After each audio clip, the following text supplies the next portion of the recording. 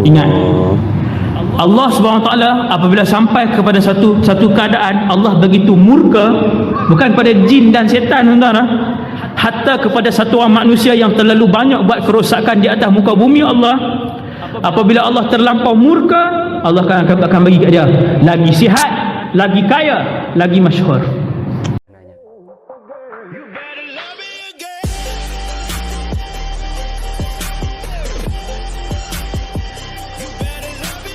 Assalamualaikum warahmatullahi wabarakatuh. Jumpa lagi dengan saya Cak Ope dalam program Ngaji Bareng. Saya harap semuanya baik-baik saja dan hari-harinya penuh dengan kebahagiaan. Amin amin ya rabbal alamin. Oke teman-teman, sebelum Ngaji Bareng ini dimulai, saya minta bantu ataupun minta tolong kepada teman-teman semua yang menonton video ini. Ini ada salah satu subscriber saya ya yang minta doa kepada saya, makanya saya itu langsung publikasikan ataupun minta tolong juga kepada teman-teman yang menonton video ini. Komentarnya cukup panjang nih ya, komentarnya cukup panjang, cuma saya akan bacakan ya. Di sini intinya, Cak, tolong doakan saya ya supaya istiqomah. Doakan saya juga supaya dapat dan bersungguh-sungguh berpuasa pada bulan Ramadan nanti, karena nggak pernah puasa katanya teman-teman. Makanya kepada teman-teman minta tolong doakan semoga saudara-saudara kita ini yang niat memperbaiki diri, niat hijrah, diberikan kemudahan oleh Allah Subhanahu Wa Taala dan diberikan hidayah, diberikan kemudahan dalam segala hal, terutama dalam ibadah ya teman-teman, sehingga kita sebagai saudara sesama Islam itu sangat nyata sumbangsih kita kepada teman-teman kita, baik nggak kenal ataupun yang kenal ya teman-teman. Makanya di sini kita doakan ya, semoga orang ini benar-benar mendapatkan ridha dari Allah Subhanahu Wa Taala, benar-benar dijadikan orang yang husnul khotimah, hari-harinya penuh dengan ketakwaan dan keimanan kepada Allah Subhanahu Wa Taala. Amin amin ya rabbal alamin. Dan bagi teman-teman juga, kalau misalnya minta doa, saya akan minta doakan juga kepada teman-teman ketika ada ataupun ketika saya membuat konten seperti ini ya teman-teman. Misalnya ada di antara teman-teman yang sakit ataupun banyak hutangnya, pekerjaannya enggak lancar, usahanya enggak sesuai dengan apa yang diinginkan, pokoknya segala hal misalnya teman-teman itu pengen didoakan, silahkan komentar di bawah ini, nanti saya juga insya Allah saya angkat dan juga minta doa kepada teman-teman yang biasa nonton channel ini ya teman-teman. Oke, ala hadhihi niyyah wa kullu nidhi sholihah wa bi syafaati Rasulullah sallallahu alaihi wasallam. Sya'ulillahi lahumul Fatihah. A'udzu billahi minasyaitonir rajim. Bismillahirrahmanirrahim. Alhamdulillahi rabbil alamin. Arrahmanir rahim. Maliki yaumiddin. Iyyaka na'budu wa iyyaka nasta'in. Ihdinas siratal mustaqim. Siratal ladzina an'amta 'alaihim ghairil maghdubi 'alaihim waladdallin. Rabbi ighfirli wa liwalidayya. Amin. Itulah tadi salah satu bentuk doa saya kepada teman-teman semua yang sudah komentar di channel ini ya. Dan pada kesempatan kali ini program Ngaji Bareng kita akan diisi oleh Ustadz Wadi Anwar, yang mana ada salah satu teman yang request, Cak, habis ini coba reaction Ustadz Wadi Anwar, dan kebetulan saya merasa sudah lama nggak ngaji kepada beliau ya, dan videonya sudah saya siapkan juga ini ya, Ustadz Wadi Anwar. Tajuknya di sini, Allah cukup ridho kalau hambanya yang begini. Ustadz Wadi Anwar, hambanya yang begini yang seperti apa ya? Saya ini penasaran ini. Kira-kira kita ini termasuk hamba yang diridhoi Allah atau tidak ya teman-teman. Makanya saya mau ngaji bareng kepada Ustadz Wadi Anwar dengan tajuk yang ini. Saya penasaran juga, semoga kita termasuk orang yang diridhoi Allah Subhanahu Wa Taala. Amin amin ya rabbal alamin. Seperti biasa bagi teman-teman, video aslinya silahkan kunjungi di sini channelnya Perjalanan Hidup ya, Perjalanan Hidup, dan di subscribe juga biar apa ya, biar berkembang ya teman-teman. Kalau teman-teman mau ngaji bareng bersama saya, seperti biasa jangan lupa persiapkan buka mata, jangan sampai tidur, buka telinga dan buka hati. Bismillahirrahmanirrahim. Don't go anywhere, stay here and check it out. Hadza qala hadza rahmatun min rabbi. Ini ayat ni yang paling penting kali. Ayat 98. Cuba tengok orang-orang soleh. Subhanallah. Ini kita kena tiru. Selalu buat macam ni, tuan. Setelah diberikan segala jenis kelebihan, segala jenis keistimewaan, segala jenis perkara yang luar biasa, segala jenis kekuatan dan juga kemahiran, kerana yang kata apa? Hadza rahmatun min rabbi. Dia sebut apa? Dia kembalikan segala jenis kelebihan dan keistimewaan itu kepada siapa? Kepada Allah Subhanahu wa taala. Kita pun sama, tuan-tuan. Nah, kalau berniaga nampak laku, hadza rahmatun min rabbi. Kalau pakai baju elok, hadza rahmatun min rabbi. Tengok dapat naik pangkat, hadza rahmatun min rabbi. Setiap kali masak orang puji kita, bila orang puji kita, hadza rahmatun min rabbi. Hak ni Allah cukup redha dengan hamba yang macam ni. Allah cukup suka dengan seorang hamba yang macam ni, yang setiap kali apabila Allah memberikan kelebihan dan nikmat kepadanya, dia kembalikan dua keadaan itu kepada Allah Subhanahu wa taala, lalu Allah akan tambahkan nikmat dan kelebihan tu. Yang ni janji Allah. Yang ni janji Allah. Ini kelihatannya cukup mudah ya untuk mengatakan bahwasanya oh ini semuanya karena Allah saya bisa seperti ini, karena Allah saya seperti itu, karena Allah. Ini tampak mudah, cuma kenapa ya seakan-akan itu jarang kita lakukan ya, padahal apabila kita sering berkata seperti itu, hadza min rahmatin hadza min rahmatin ilallah ya, ini rahmat dari Allah ya, itu sangat memungkinkan sekali bahwa kita akan mendapatkan ridho dari Allah Subhanahu wa taala dan juga nikmat kita akan ditambah. Masya Allah, ini suatu peringatan buat kita ya teman-teman, sangat luar biasa sekali. Nah, tuan-tuan tengok ni, raja alim, raja soleh ni, punyalah banyak kelebihan Allah bagi kat dia. Dia tetap ingat bahawasanya setiap inci kelebihan yang Allah bagi ni, yang dia dapat ni daripada Allah. Kemudian kata Zulkarnain kepada mereka, fa idza jaa wa'du rabbi ja'alahu dakka wa kana wa'du rabbi haqqan. Apa dia kata?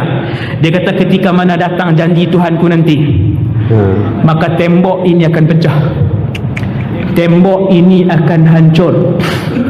Wa kana wa'du rabbi haqqan. Zulkarnain ajar kepada kita semua satu prinsip, sesungguhnya Allah apabila Allah berjanji maka janjinya itu benar.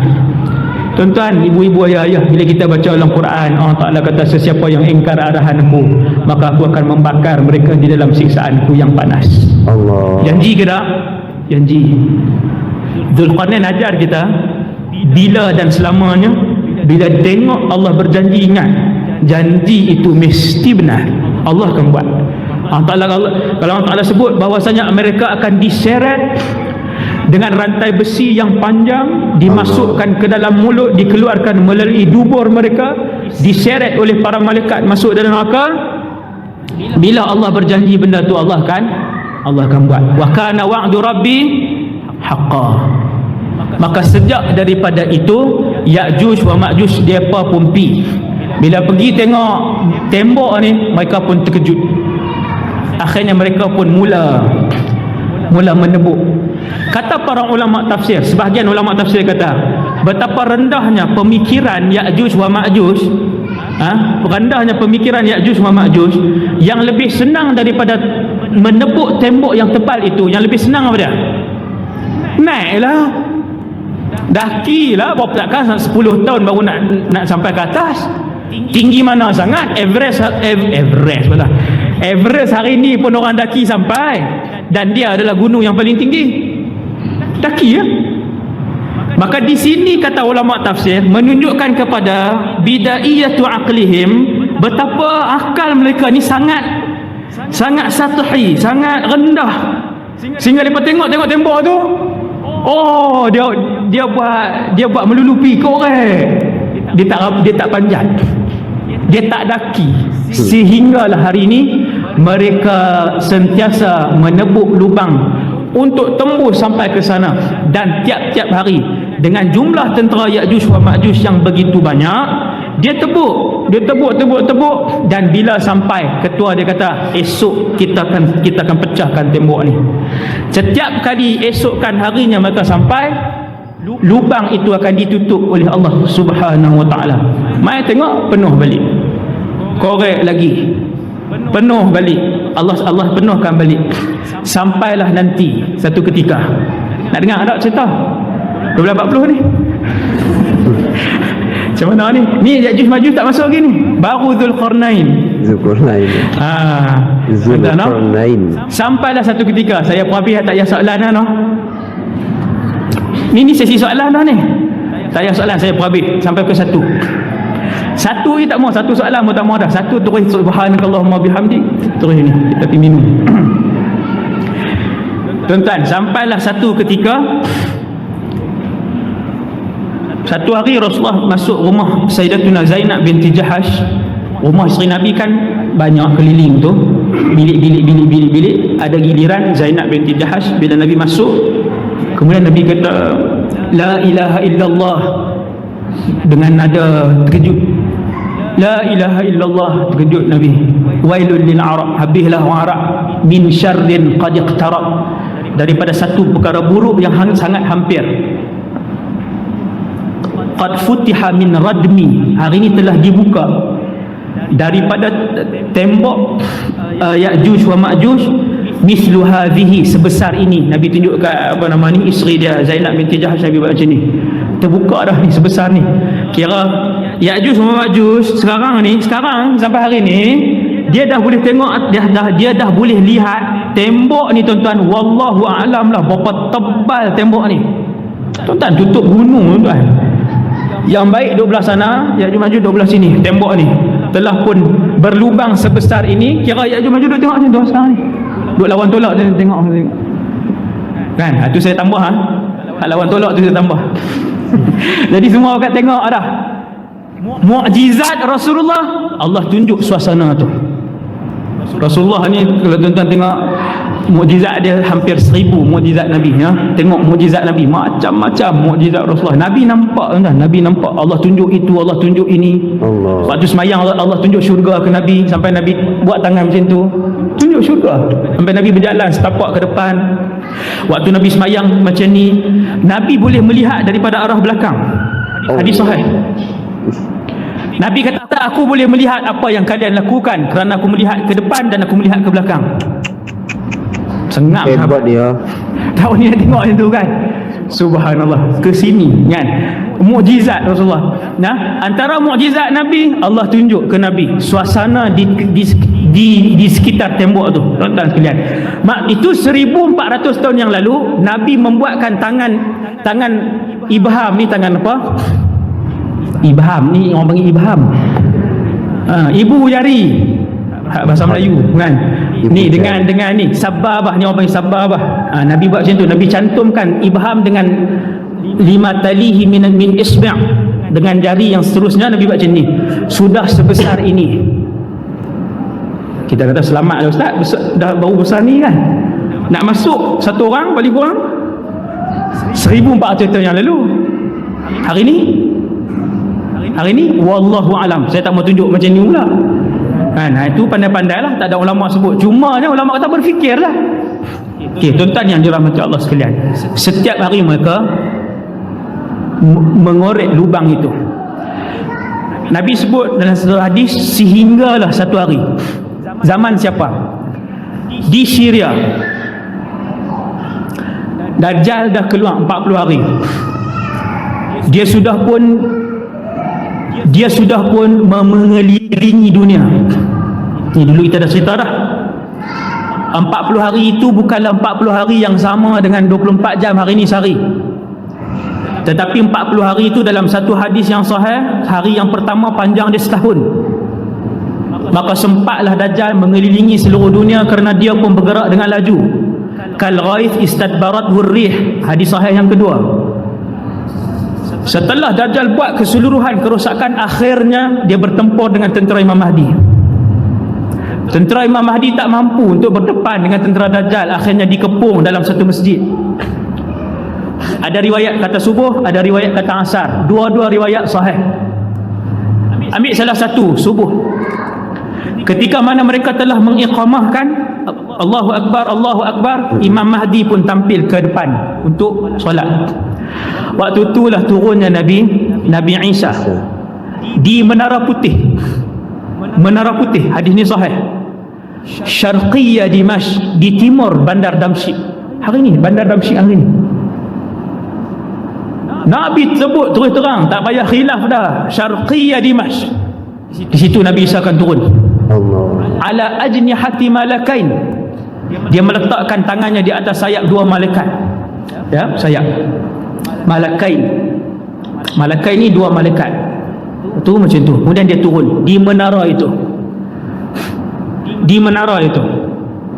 Ulama-ulama Syam sebut menara itu adalah menara, ni ijtihad juga. Sebab Nabi tak sebut masjid mana. Cuma Nabi sebut menara tu berwarna putih, berada di timur Damsyik. Kedua-dua sifat itu ada pada menara di sebuah masjid dekat dengan rumah saya. Waktu tu lebih kurang 15 minit jalan kaki. Menara tu ada di menara Masjid Al-Umawi. Orang yang pernah pergi berjalan melancong ke Syria, itu masjid tu akan dibawa jalan ke situ. Masjid tu nama Jami' Al-Umawi. Dalam masjid tu ada kepala Nabi Yahya alaihissalam. Dalam masjid tu ada kepala Nabi Yahya. Tak cerita sejarah Syria pula 3 jam. Sejarah Syria, tuan-tuan. Allahu Akbar. Memang nak duduk situlah. Tuan-tuan sekalian, Nabi Isa turun. Bila hak geng ni hak belakang-belakang ni kan tak angkat takbiratul ihram lagi, Imam Mahdi dah Allahu Akbar dah, ni geng hak duk perbetul kem pelikat ni. Contohlah. Tak ni lagi tak angkat takbiratul ihram lagi. Tuan-tuan, malaikat turun 2 orang, turun tak berupa manusia, dengan wajah malaikat, dengan sayap itulah. Jelas hadis ni tak dia tak tafsir kot lain dah. Turun dalam keadaan 2 tangannya diletakkan pada sayap 2 malaikat. Yang duduk soft belakang ni tengok Nabiullah Ruhullah Isa ibn Maryam. Dengarlah Imam Mahdi di depan tu. Turun terus berjalan melakukan solat. Nampak solat. Pentingnya solat yang ditinggalkan oleh umat Islam hari ini. Kekuatan umat Islam hari ini. Setelah beberapa ribu tahun duduk di langit yang kedua, hayyun yurzaq, dalam keadaan ada nyawa dan nafas macam manusia biasa, dan diberikan rezeki oleh Allah. Kemudian turun. Apa benda pertama Nabi Isa buat? Solat. Turun masuk saf. Subhanallah. Koklah pergi ambil semayang dulu. Nak duduk salah lenguh tadi ni, tinggi tu. Langit kedua kan, lenguh di belakang ni. Kesak nafas apa semua.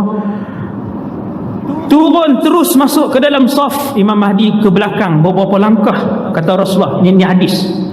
Lalu Nabi Isa pegang bahu dia, tolak dia ke depan. Laka uqimat, kata Nabi Isa, solat ini diiqamahkan untuk kamu. Sebahagian daripada umat ini akan menjadi imam kepada sebahagian yang lain. Takrumatullah li hadhil ummah, kemuliaan Allah kepada umat ni. Maka solatlah Nabi Isa, Nabi ulul azmi, tuan-tuan, di belakang umat Nabi Muhammad sallallahu alaihi wasallam. Nak beritahu apa? Ulama kata mulianya umat Rasulullah. Walaupun ulama tak khilaf Nabi Isa lebih tinggi kedudukannya daripada Imam Mahdi, tetapi istimewanya umat ini. Tu tajuk keistimewaan umat Nabi Muhammad, 1.5 jam. Tuan-tuan sekalian, dia pegang bahu, dia kata duduk di depan. Habis semayang, habis solat subuh, riwayat pertama, bangun semua tentera-tentera mujahidin yang hebat. Seronoknya boleh tengok muka Rasul, tuan-tuan. Masya-Allah. Muka kan roh dia, ustaz. Muka cik, muka ni dengan badan dia, dengan tangan dia, wajah dia, pertuturan dia. Tuan-tuan tak pernah bayang ke satu hari boleh hidup bersama seorang Rasul? Masya Allah. Tak pernah terfikir ke ni bila baca hadis ni? Iri ya. Lama pula tu dia hidup 40 tahun hidup bersama umat Nabi Muhammad. Allah. Allahu Akbar. Tuan-tuan, dia pun bangun, bergerak ke salah satu pintu di masjid tu, buka pintu, ada Dajjal. Di belakang Dajjal ada tentera elit dia berapa puluh ribu tu. Tentera elit dia penuh di belakang. Bila Dajjal lihat Nabi Isa, bergetarlah tubuh badannya, pucat lesilah kulitnya. Tak lawan tuan-tuan, tak berlawan. Terus Dajjal melarikan diri selaju-lajunya dan berselerakkanlah tentera-tenteranya. Mereka melarikan diri ke Palestin. Sampai di Palestin dengan Syria ni sebelah-sebelah. Ni Palestin, Syria, Jordan, Madinah, Mekah. Kami pergi naik bas saja dulu buat umrah. Punyalah manis kenangan tu. Nak cerita ke? Tak payahlah. Cerita dong Cerita tu Ustaz. pula kan. Kira makan minum berkemah di dalam bas ni. Cerita juga. Masak air, buat teh kan. Sonoklah, Allahu Akbar. Kenangan tak tahu, subhanallah. Syria ni jiran Palestin. Bila nak lari ni tak jauh lah, tapi ratus kilometer jugalah. Dajjal pun bawa tentera dia lari ke sini. Sampai di satu tempat nama Babul Lud. Di situlah Nabi Isa mengepung Dajjal dan kemudian membunuh Dajjal. Dia tak ada pertempuran Nabi Isa buat keluar pedang merah, ni pedang biru, yang tu Star Wars. Nabi Isa dia buat keluar senjata dia, bunuh sekali je. Dan kesemua musyrikin, tentera-tentera elit Yahudi ketika tu, apabila bau nafas Nabi Isa bernafas je, maka mati mereka. Mati. Hak mana yang ni yang mana sempat bau haruman nafas Nabi Isa ni, mati tentera tadi. Kemudian yang lain dibunuh oleh tentera Islam yang dibawa dan dibentuk oleh Imam Mahdi. Waktu itulah tentera-tentera Yahudi berlindung di sebalik tembok, di sebalik batu, di sebalik pokok, di sebalik, semua menyorok je kan. Tengok tembok, batu menyorok balik kan. Setiap batu pokok akan bercakap, wahai tentera Islam, datang, di belakang aku ada Yahudi, bunuhlah dia.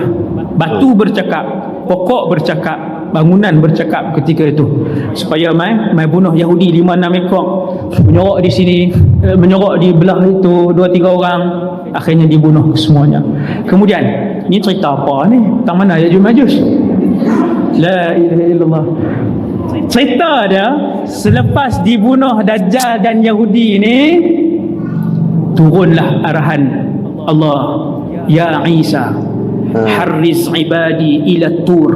Wahai Isa, cepat bergerak, cepat bergerak, bawa ke semua hamba-hamba aku yang soleh ini, naiklah ke Bukit Tur. Bukit Tur Saina kan, tempat yang Nabi Musa bermunajat tu, bawa ke sana. Kerana sekarang ini telah mula keluar satu bangsa, dua kabilah yang sangat ganas. La yudanu ahadun biqitalihim, kata Allah, tidak ada tentera yang boleh berdepan dengan mereka. Ish ganasnya tuan.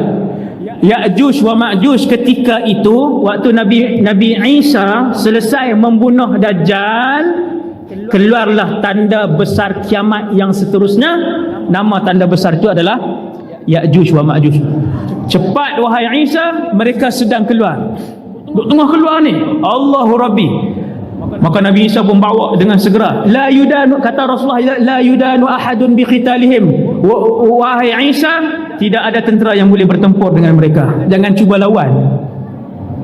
Banyaknya pasukan ni dan ganas. Maka Nabi Isa pun bawa, selamat semua duduk di atas. Bumi ni dipenuhi Ya'juj wa Ma'juj. Maksudnya bukanlah setiap inci bumi, ramailah di merata-rata tempat. Lalu saja sungai, kering sungai. Lalu pergi, lalu tasik, kering tasik. Sehingga kan Nabi kata bila mereka lalu tasik Tabariyah, Tasik yang panjang Tabariyah. lebih kurang 60 km. Tasik Tabariyah ni lalu tentera Ya'juj wa Ma'juj, maka yang di bahagian depan tu minum, mandi apa semua, kemudian berjalan, tentera bahagian belakang mai tengok kering dah. Nabi kata tentera yang bahagian belakang sebut, dahulu kawasan ini berair dan tentera kita yang hadapan yang minum dan habiskannya. Ai banyak mana tuan? No? Oi. Berapa wallahu alam lah berapa banyak Ya'juj wa Ma'juj ini, dua kabilah ni yang kesemuanya ganas. Tuan-tuan tengok filem yang orang Hollywood duk buat akhir-akhir kan. Bukanlah mereka cerita sebiji-sebiji, tetapi filem-filem yang Yahudi buat, filem-filem akhir zaman bila kita tengok manusia-manusia ganas kan. Manusia, dia memang manusia tetapi dia ganas, keluar buat kerosakan apa semua, sampai satu tahap bila dia dah bunuh kebanyakan manusia di atas muka bumi ni, mereka sampai di satu tempat, Nabi cerita nama bukit tu Bukit Khumar. Bukit Khumar. Apabila sampai di kawasan Bukit Khumar ni, kebanyakan manusia telah pun dibunuh, tak semualah, dia dah bunuh banyak. Maka mereka kata kita telah membunuh kesemua penduduk bumi, ayo kita memerangi penduduk langit. Nak perang dengan penduduk langit pula. Lalu mereka pun memanah ke atas. Bakat panah ke atas. Cerdik ke tak cerdik? Memang tak cerdik. Tu yang ulama tafsir daripada awal beritahu ni. Dia panah ke atas, kemudian anak panah itu dikembalikan oleh Allah Subhanahu Wa Taala, maksudnya para malaikat lah, bagi balik dalam keadaan hujung panah itu ada darah. Maka bertambah kufurlah mereka dengan Allah Subhanahu Wa Taala. Allah bila Allah murka dengan satu orang, betul-betul murka, maka Allah akan memberikan kepada dia penambahan kesihatan dan kewangan dan pangkat untuk dia lebih jauh daripada Allah Subhanahu Wa Taala. Ingat, Allah SWT apabila sampai kepada satu keadaan, Allah begitu murka, bukan pada jin dan setan tuan-tuan, hatta kepada satu orang manusia yang terlalu banyak buat kerosakan di atas muka bumi Allah. Apabila Allah terlampau murka, Allah akan bagi kat dia lagi sihat, lagi kaya, lagi masyhur. Lagi buat perangai, lagi masyhur dia. Lagi buat perangai, lagi kaya dia ni. Wal a'yadu billah. Nah, di akhirnya apa nama ni, Allah Nabi Isa pun bermunajat kepada Allah supaya Allah datangkan bantuan. Nak berlawan tak boleh. Lalu Allah SWT pun datangkan bantuan berupa ulat-ulat kecil saja. Tak ada kot malaikat turun, tak ada. Ulat kecil je. Tuhan nak bagi tahu, ganas mana pun tentera yang ada di atas muka bumi ni, kuat mana pun kerajaan yang ada di atas muka bumi ni, kamu lihat berapa banyak Ya'juj wa Ma'juj, kami hanya menghantarkan ulat sahaja untuk mematikan mereka. Ulat ni dia buat penyakit, dia duduk di leher Ya'juj Ma'juj, fayamutuna farsa, kata Nabi, maka matilah Ya'juj Ma'juj ni dengan serentak. Farsa ni mati serentak. Ulat tu naik makan, bunuh, bukan makan Ya'juj Ma'juj tu. Ulat apa itu ya? Dia naik sampai ke sini, kemudian mati ke semua Ya'juj wa Ma'juj ni, dan berselerakkanlah mayat dia. Nah, bila berselerakkan mayat dia, Nabi Isa dengan umat Islam pun turun daripada gunung tadi ni. Tengok di bawah ni tak ada tempat nak pijak, penuh dengan bangkai. Allah. Datang sekali lagi munajat kepada Allah, datang sekali lagi bantuan. Tuan-tuan tengok ada satu filem tu, dia buat bila dah habis berlawan tu, hak geng pendek-pendek dengan hak geng besar-besar yang ganas tu. Filem apa tu saya tengok kan. Kemudian datang, dia kata bantuan akhir, burung-burung yang besar. Tuan-tuan, dalam hadis Nabi juga, bukan saya nak sebut yang tu merujuk pada hadis Nabi ni, tapi orang yang melihat filem-filem akhir zaman ni, dia tengok ada banyak persamaan yang pengarah-pengarah Yahudi ni nak bagi tahu. Jadi munajat yang kedua, Allah menghantar burung-burung yang tengkok mereka panjang seperti tengkok unta. Tengkok ni leher bukan sama kan? Okey. Jadi tengkok dia panjang, maksudnya burung tu besar, datang ambil mayat-mayat ni, kemudian buang, ambil buang, kemudian turun hujan dengan lebatnya, lalu dibersihkan. Maka turunlah Nabi Isa menyambung kehidupan manusia di atas muka bumi Allah selama sekian puluh tahun, sampailah Nabi Isa pun wafat. Dia berkahwin. Bayang tengok, umat ni salah seorang, bukan umat belah ni jantan kan, umat ni pula kan, umat ni lah kan, subhanallah, akan berkahwin dengan Rasul. Subhanallah, no, bukan malaikat lah ni, umat Nabi Muhammad yang biasa ni akan berkahwin dengan Rasul, kahwin dengan Nabi Isa. Bayang tengok, seronoknya jadi isteri Nabi, beranak pinak kata Rasulullah. Kemudian Nabi Isa pun akan mula tua, manusia biasa. Kemudian dia menghembuskan nafas yang terakhir, datanglah tanda kiamat yang seterusnya. Matahari naik belah barat, keluar binatang dabah sebagainya, kemudian berlaku kiamat. Walhamdulillahirabbil alamin. Habis pukul 1 kita dah tu dulu insya-Allah. Kongsian kita pada hari ini yang baik daripada Allah SWT, yang lemah daripada diri saya sendiri. Aqulu qali hadza astaghfirullahal azim li wa lakum. Subhanakallahumma wa bihamdik asyhadu an la ilaha illa anta astaghfiruka wa atubu ilaik. Bismillahirrahmanirrahim. Wal 'asr innal insana lafi khusr illa alladhina amanu wa 'amilus solihati wa tawassaw. Bismillahirrahmanirrahim. Alhamdulillahirabbil alamin wassalatu wassalamu ala rasulil amin wa ala alihi wa sahbihi ajma'in. Amin. Allahumma 'allimna ma yanfa'una ya Allah, ajarkanlah ilmu yang bermanfaat kepada kami. Amin. Wanfa'na bima 'allamtana ya Allah, manfaatkanlah ilmu yang kau curahkan kepada kami. Amin. Wazidna 'ilman wa 'amalan wa ikhlasan fi hayatina, tambahkanlah kepada kami ya Allah ilmu, amal ibadah dan keikhlasan dalam kehidupan kami. Sallallahu alaihi wasallam Muhammad wa ala alihi wasallam. Alhamdulillahirabbil alamin. Assalamualaikum warahmatullahi wabarakatuh. Waalaikumsalam warahmatullahi wabarakatuh. Masya Allah, itulah tadi ya ceramah yang sudah disampaikan oleh Ustadz Wadi Anwar, yang mana ada beberapa hal yang perlu kita garis bawahi, bahwasanya ketika kita mendapatkan nikmat dari Allah, ketika kita itu dipermudahkan urusan kita, diberikan kesehatan, diberikan nikmat yang tidak diduga-duga, maka selayaknya kita harus mengatakan bahwa ini semua dari Allah Subhanahu wa taala.